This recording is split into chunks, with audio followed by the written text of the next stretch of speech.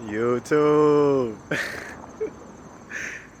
Today is day 58 of starting a successful clothing brand. My clothing brand is Mule, and the purpose of Mule is to show others that when they align their passions with their purpose, everything and anything is possible. Today on day 58, I'm going to be going out and running non-stop until I sell a single shirt. And this challenge is not going to be an easy feat because here's the catch. I do not have a physical shirt with me. If you guys have been following this journey all along, I'm doing a pre-order for the MASCOT tee that just recently dropped. And I'm doing this pre-order to fund my business and fund my operations because I'm starting from zero, from nothing. I quit my corporate job 58 days ago to pursue this passion, and I left with limited funds because I had to survive. I had to eat, I had to pay rent, I had to pay Wi-Fi, I had to pay all these bills, and I had all these overhead expenses that I wasn't able to save for my brand. So when I moved back home, I did get a part-time job, and I was able to afford some gear, but I made some mistakes along the way. And now I am in the position where I'm going to make this pre-order work. It's not a mistake, and it's not a setback. It's just something that I have to do to make sure that my business gets to the next level and we continue to grow to that 100K plus mark. So enough talking, let's get to it. I'm going to be running. I have my Under Armour app right here.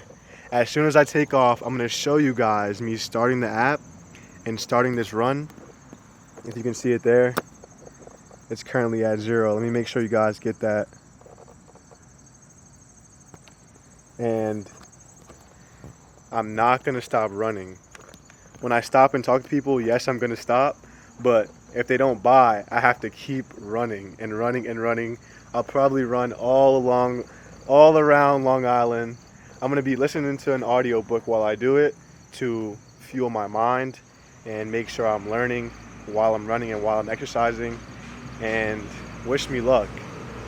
I hope this doesn't turn into a 100-mile marathon type of video, but I won't stop until I sell one single shirt, get someone to pre-order it, check out, and on the way, when I'm stopping these people and I'm asking them to listen to my journey and asking them about their journey, I'm also going to be getting feedback on the shirt. So just going around, and even if these interactions don't turn into a purchase, which one will, so I can stop running, even in these interactions, I'm going to be speaking with these people, asking them their opinion on the shirt, asking them about their journey, and asking a couple of questions to forward some information onto you, to get different perspectives and to hear voices other than my own of people who are on a journey themselves. For example, I'm going to be asking them what they wanted to be when they were growing up. What they wanted to be when they were growing up, why, and then what they do now and why.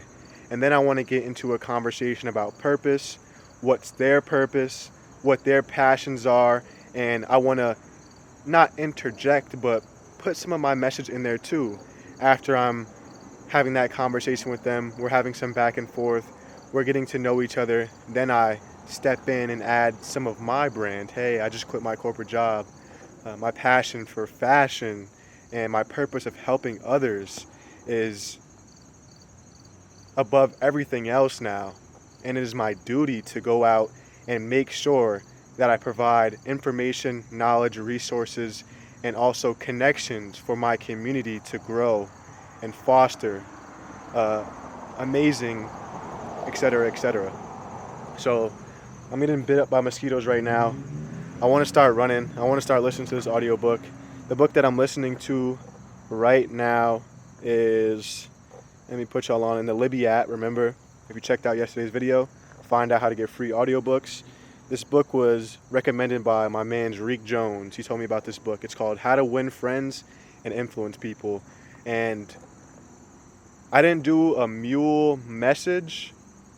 So along this journey, if I'm not finding people, I'll talk about our Mule message, and I'll talk about some of the things that I'm doing.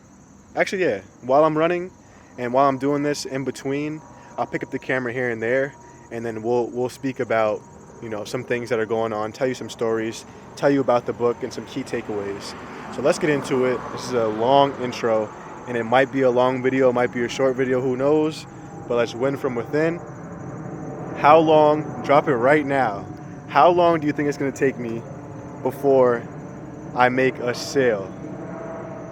Drop it right now before I start running. All right, let's set the timer. I'm going to try to make this video, well, this part is going to be cut, but most of the other parts are going to be uncut. No editor. You know, got to prioritize some other things. But let's start this timer and let's get running.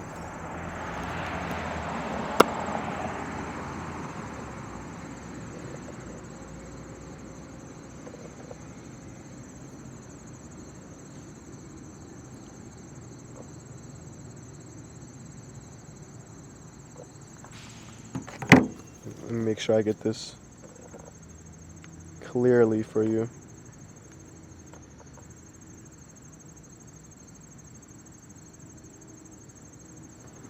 Let's do it.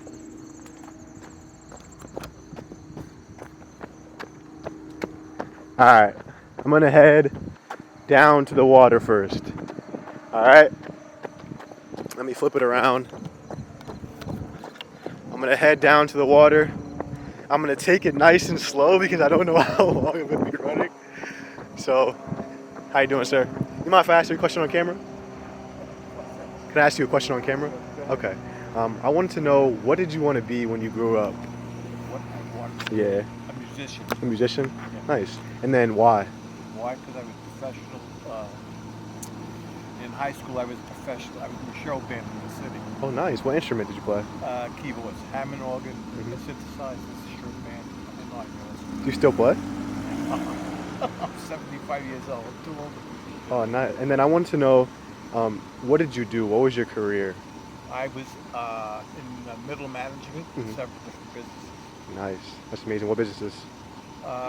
Herbal health, stone, lumber. Do you have any advice for a young entrepreneur and businessman out there, or business people? Stay with it? Yeah, whatever you're thinking of, stick with it. Absolutely. I recently quit my corporate job and I started a clothing brand. This is my shirt here. And I was doing a challenge today. I just started just now. I'm gonna run around Long Island, and I'm not gonna stop until I sell one shirt. So I may run a marathon. I want to show you this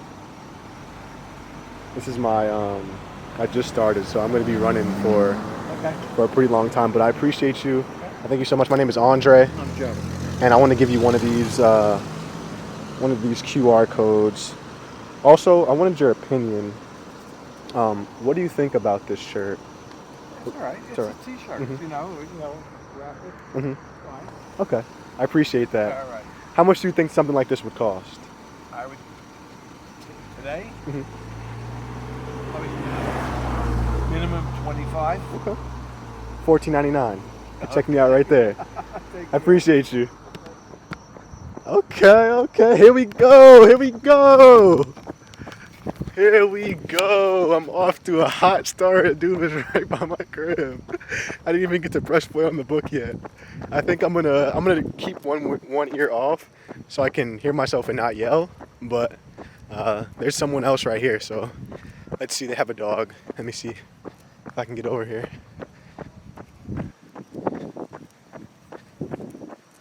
How you doing? Can I ask you a question on camera?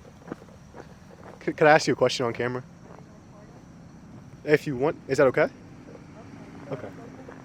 Is your dog friendly? No. Okay. I wanted to ask you questions about purpose and passion. So I wanted to know, what did you want to be when you grew up? Man, I don't know if I wanted to be anything specific. I think it was like, how did I want to feel when I grew up? Okay. And I think I just wanted to feel fulfilled, to feel whole, happy, whatever that might look like. So I never attained to any kind of specific job or anything. So I ended up working with animals for a bit. I went into office work, I went into healthcare. And I think I found fulfillment, the happiness in all of that. But I think as you grow and evolve, the things that you want to do also grow and evolve. So I think it's just like this going journey. Amazing. And then you mentioned that you were doing some work in healthcare, some work with animals.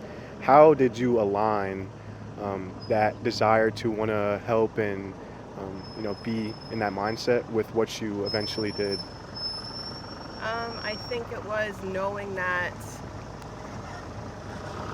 I'm connected to more than just myself.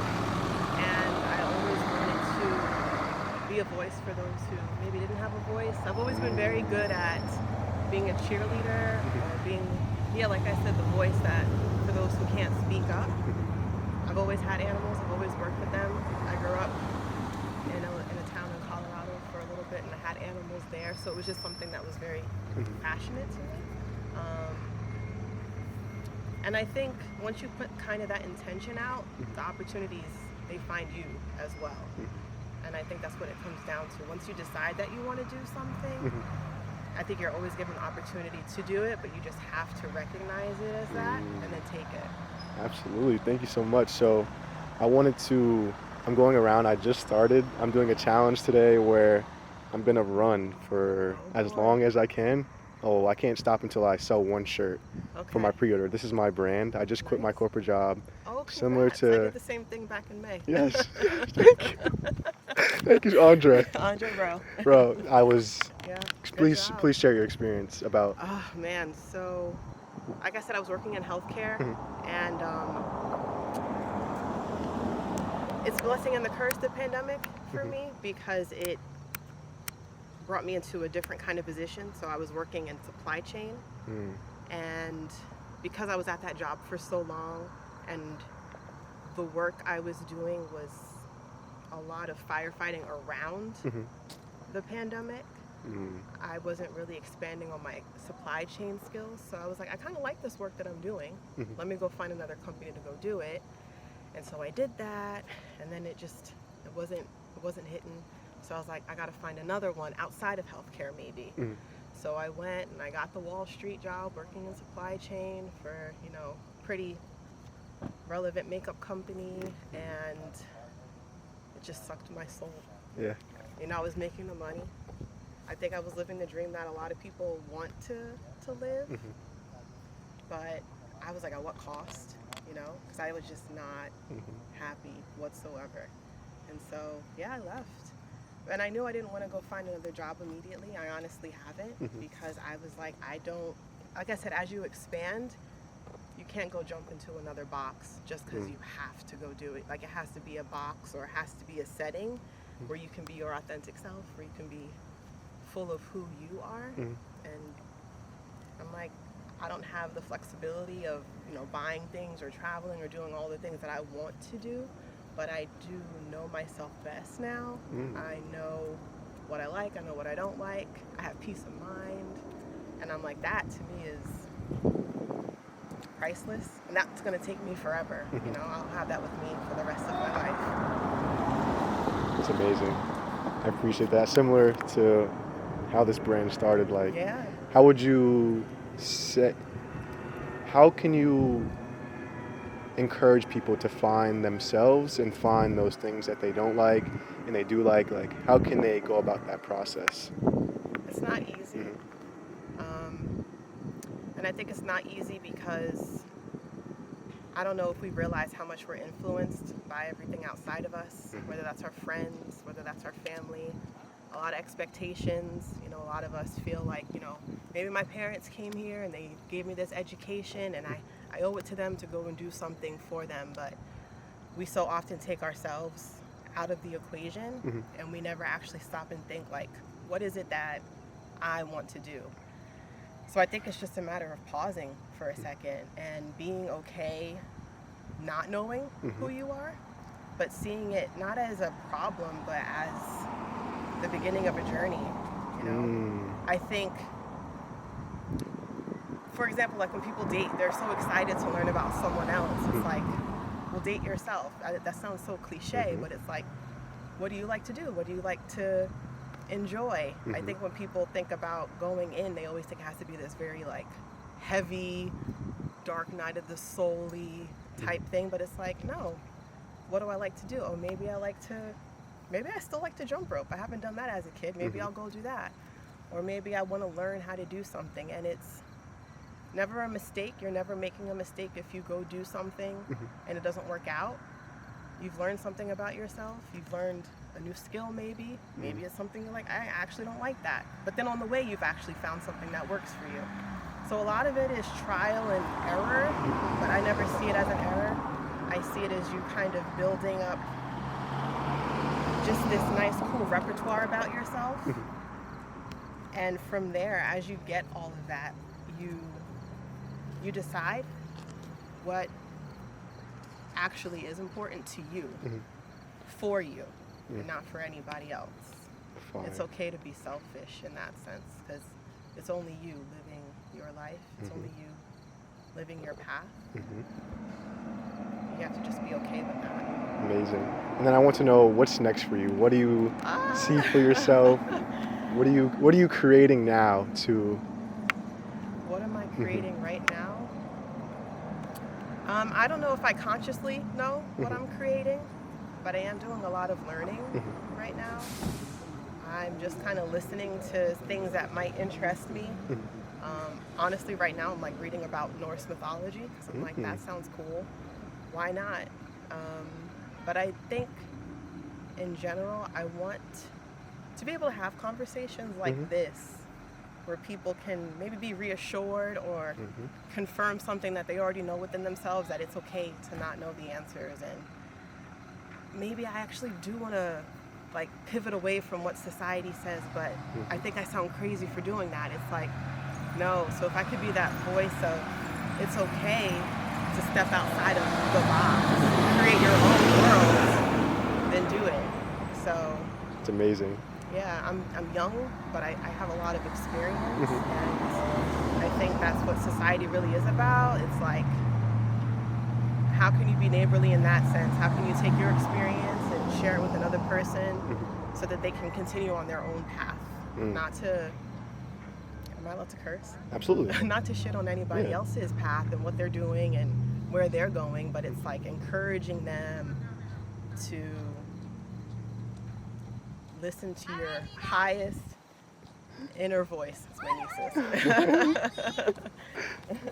How you doing?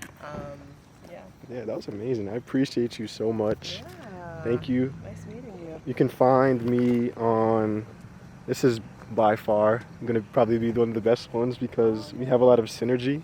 Oh, And nice. that is my QR code. I have 3 here. Thank you. You can find the YouTube channel, Oh, the nice. brand. I'd appreciate any support. Yeah. And thank you so much. Thanks for stopping. I love this. Absolutely.